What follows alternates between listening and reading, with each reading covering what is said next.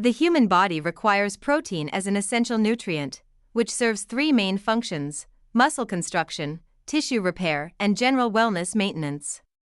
People from all walks of life boost their protein consumption because they want to achieve fitness goals, lose weight, or improve their health. However, the consumption of excessive protein creates uncertainty about potential kidney damage. The body depends on the kidneys to perform blood filtration, which enables them to maintain proper bodily equilibrium.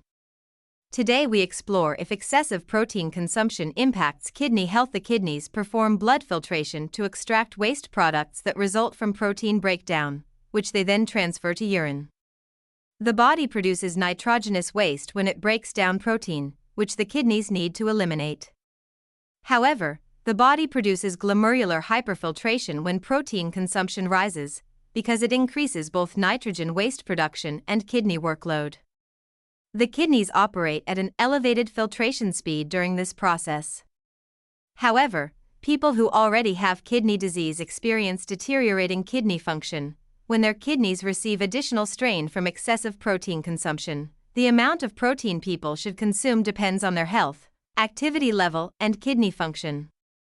The recommended daily protein intake for healthy adults amounts to 0.8 grams per kilogram of body weight, because it supports body operations without straining the kidneys. People who engage in athletic activities or have high physical activity levels should consume between 1.2 to 2.0 grams of protein per kilogram of body weight.